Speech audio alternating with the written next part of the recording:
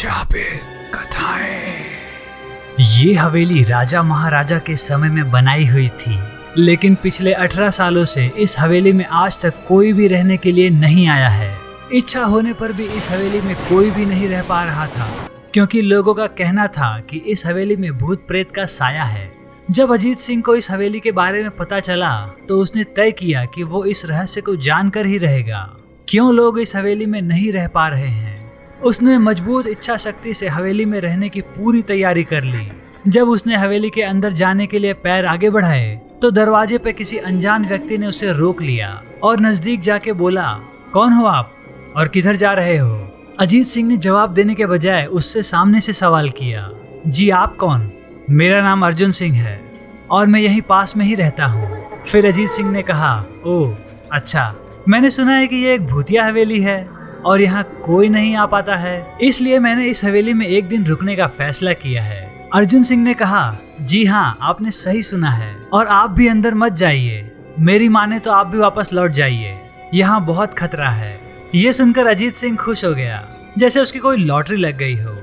अर्जुन ने उसकी खुशी को देखकर बोला, आप क्यों खुश हो रहे हो? आपको तो भूत का नाम सुनकर डर लगना चाहिए। शायद आपको पता नहीं होगा कि मैं भूत प्रेत में काफी दिलचस्पी रखता हूँ। अगर इस हवेली में भूत है तो मैं अंदर जरूर जाऊंगा और सारी सच्चाई का पता भी लगाऊंगा। इतना कहकर अजीत सिंह उस हवेली में चला गया। अंदर जाके अजीत ने अपनी बैग को साइड में रखा और हवेली के चारों ओर देखने लगा। सारे रूम भी चेक कर लिए। बाद में ड्राइंग रूम में आके सोफे पर बैठ गया। उसने वहां बैठकर दारू के 2-4 पैक भी पिए। वहीं अचानक उस रूम में लाइट का एक बल्ब चालू बंद होने लगा, लेकिन अजीत ने उस पर ध्यान नहीं दिया।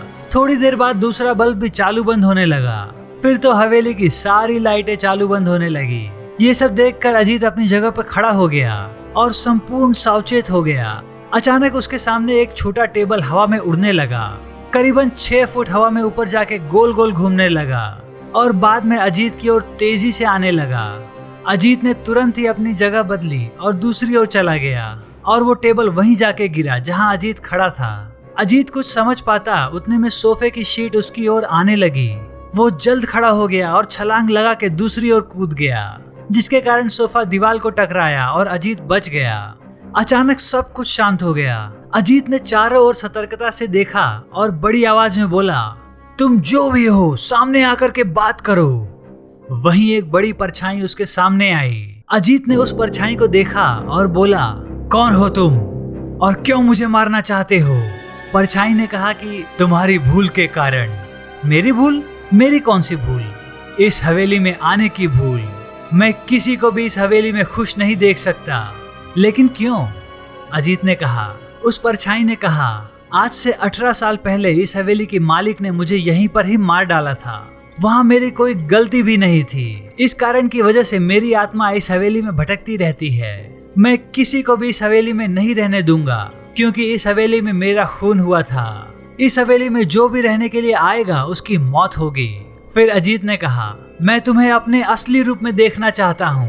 फिर परछाई ने कहा, तुम्हें मारने से पहले मैं तुम्हारी ये आखिरी इच्छा अवश्य पूरी करूंगा। और उस परछाई ने एक भयानक रूप लिया। उसका चेहरा इतना भयानक था कि अजीत भी एक क्षण के लिए डर गया था, लेकिन दूसरे ही क्षण उसने अपने ऊपर काबू पा लिया। बाद में अजीत ने अपनी जेब से एक सफेद पाउडर निकाला और भूत पर फेंक दिया। भूत के ऊपर पाउडर पड़ते ही वो जलने लगा। इतनी बड़ी ज्वाला उठने लगी और वो बहुत जोर जोर से चिल्लाने लगा और बाद में पूरी तरह से जल गया। उसके बाद अजीत ने चैन से सांस लिया और वहीं पर सो गया। दूसरे दिन सुबह जब अजीत को सही सलामत हवेली से बाहर निकलते अर्जुन ने देखा तो उसको बहुत आश्चर्य हुआ। अर्जुन ने अजीत से पूछा, तुम कैसे जिंदा हो? तब अजीत ने अर्जुन को कल रात को घटी सारी घटना को उसी तरह बताया जिस तरह वो हुई थी। अब ये भूतिया हवेली नहीं रही। दोस्तों, अगर आपके भी शहर में कोई भूतिया हवेली या भूतिया कोई खंडर है तो उस तरफ मत जाइए। आप अजीत सिंह की तरह तैयार होकर नहीं जा पाएंगे और शायद अपनी मौत को पाएंगे। दोस्तों, आपको ये कहानी कैसी लगी हमें कमेंट बताइए। अगर आपको हमारी वीडियो पसंद आई हो तो हमारे चैनल को सब्सक्राइब कर लीजिए। धन्यवाद।